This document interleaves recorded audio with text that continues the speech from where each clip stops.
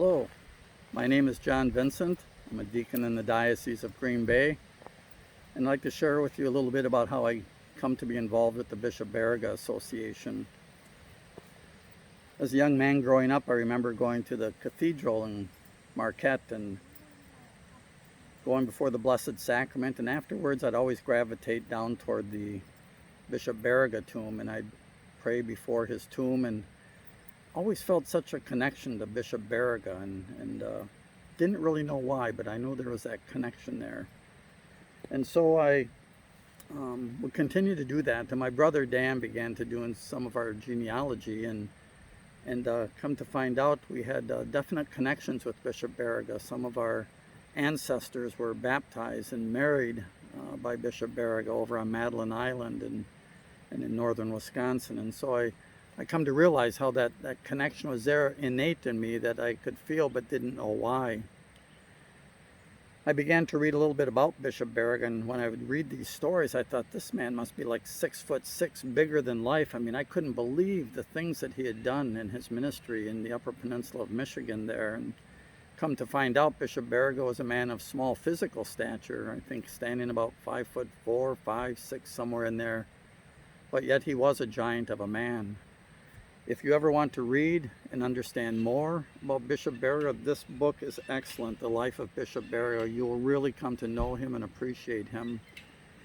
But we have some Anishinaabe heritage in our ancestry, and he truly was a priest to the Anishinaabe people, and not only a priest, but a father as well. He loved them. He gave us his own money, his own land to these people, as well as the European settlers that were working the mines up there, the German and the French and the Irish and the French Canadians. And this man, like I said, would start out on journeys on his snowshoes, sometimes traveling 30 miles and through the night by himself sometimes, and things that I don't think any of us would do. But his love for the people and his knew the importance of bringing them the sacraments really intrigued me and inspired me. Being a deacon, I would read in his diary how he would get up 3, 4 in the morning so that he could do his divine office before he started out on his trips.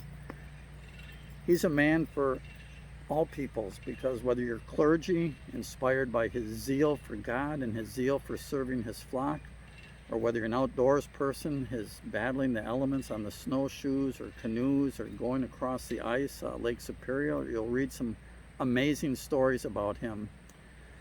I had the opportunity after reading about him to participate in the 150th anniversary Mass of his death in the cathedral, and was able to proclaim the gospel. And I could palpably feel his presence at that Mass, that and the presence of the Holy Spirit. And from that time on, I had even a deeper connection to him, because, like I said, I could really feel his presence there. And he's inspired me more and more every day. And it was through that connection that I became to be asked to be on the board with the Bishop Baraga Association, as we tried to further the cause of his sainthood. If any priest, any person deserves to be a saint, it's definitely Bishop Baraga. He was so giving of himself, of his money, of his resources. He had the people back from Slovenia that would send money for him to further the cause of being a missionary in the Upper Peninsula. And like I said, I just continue to be inspired more and more every day. And I hope if you want to learn more about him, please pick up this book and read it. It is so informative, it's so inspiring. And so that's how I came to be a member of the Bishop Baraga Association, and also on the board there. So thank you for letting me share with you, and have a great day. Hello, I'm Dr. Jim Sorrell, and I'm honored to serve on the Bishop Baraga Advisory Board, and it's truly an honor for me. Bishop Baraga did so many things throughout the Upper Peninsula. Bishop Baraga became a priest in Slovenia, where he was born and raised in Slovenia, and then after serving as a priest for 7 years in Slovenia, he made the decision to come what was then called the New World. And he initially came to New York, and ultimately came to the Midwest, and then eventually was in Sault Ste. Marie, Michigan, serving as a priest. And then he became the bishop of the newly formed Diocese of Sault Ste. Marie.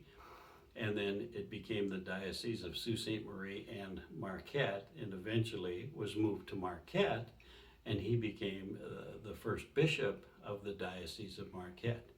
He did so much for so many people throughout the Upper Peninsula, throughout the state of Michigan, throughout the state of Wisconsin, and he was so unselfish. He actually would get up at like 3 o'clock in the morning. He would pray for 3 hours and then go on about his business every day. And he did this for so many years, serving so many people. And I therefore am very honored to have the opportunity to serve on the Bishop Baraga Advisory Board. If you have not had an opportunity to do so, please come and visit the Bishop Baraga House and Education Center in Marquette. It's near the St. Peter Cathedral in Marquette, and it's easy to find, and I think you will be very, very impressed with the additional information you can get about Bishop Baraga. And if you wish to make a donation to help support this organization, that would be truly appreciated as well. Thank you very much. Though my husband and I had been members of the Bishop Baraga Association for many years and had attended Bishop Baraga Day celebrations, I became intimately involved in the Bishop Baraga cause when a friend and member of the association came to an Altar Society Women Caring and Serving meeting at St. Peter Cathedral and asked if anybody was interested in fixing up the house where Bishop Baraga lived and died. I instantly knew that this was calling to me. After visiting the house, it soon became clear that the house needed more than fixing up. What started as a small independent group soon melded with the Bishop Baraga Association, whose director, Len McKean, had an even broader vision for the house. It needed to be an information center and a place where people could view artifacts, walk where he walked, and become inspired by him. I became a member of the fundraising committee and eventually was asked to become a board member. The more I learned about Bishop Baraga, the more I became filled with a passion to see him canonized. I want people to know about this amazing man who never let anything stop him from bringing the Word of God to anyone, regardless of race. His love for the Native Americans was boundless. He fought to improve their lives and stood with them against those who would push them out of their land or treat them as less than human.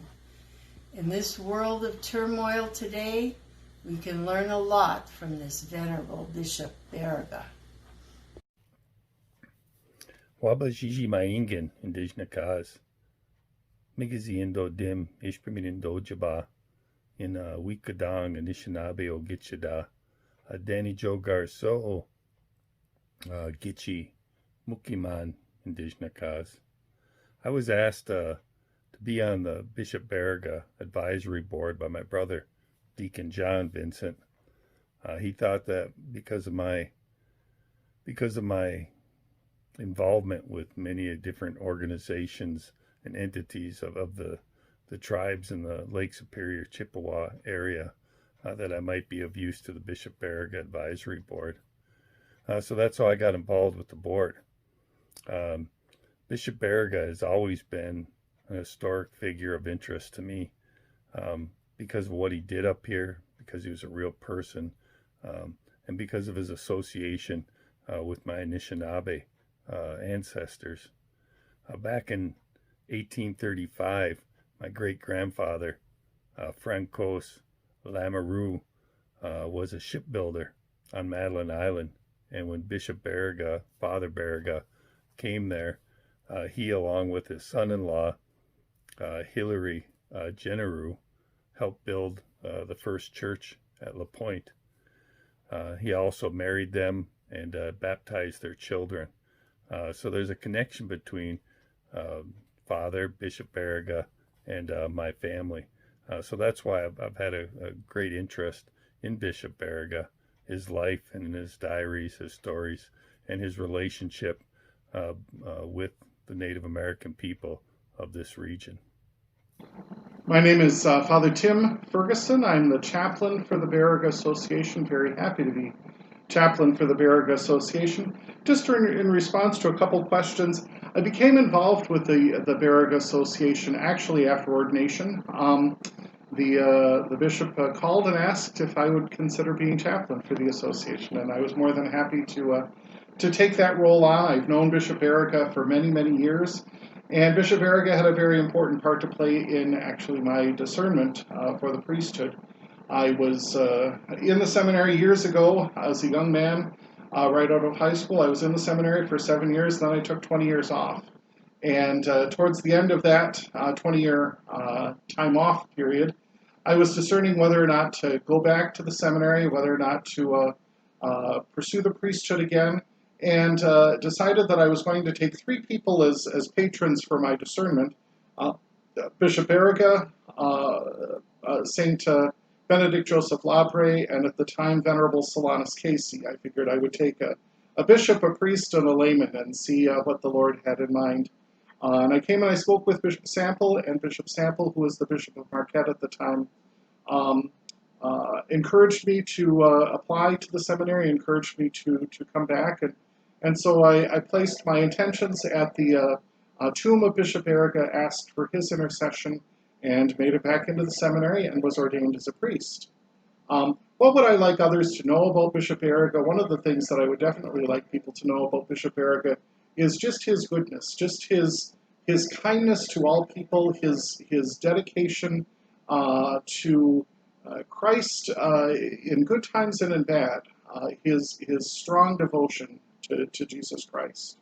And how I hope to follow in Bishop Baraga's footsteps is by that path of self-denial, that path of putting everything on hold for Jesus Christ, making Jesus Christ the source and summit of my life, and making that following of Jesus the one necessary thing in my life. Everything else is tangential to that.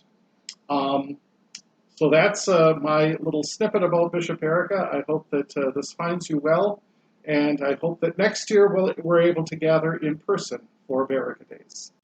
Hello, this is Mary Ann Biscorner-Dick. I first learned about Bishop Baraga after we bought a cottage on Sugar Island near Sault Ste. Marie, Michigan, 18 years ago. We heard about the annual Mass held at the historic Holy Angels Church on the north end of our island, which was built under Bishop Baraga's guidance in 1857.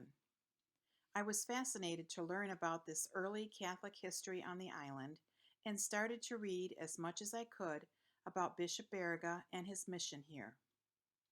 After becoming involved in the Holy Angels Restoration Project, I reached out to the Bishop Baraga Association to connect with them, learning even more about his holy life. I cherish his legacy to love God above all else and to reach out to our neighbors in need.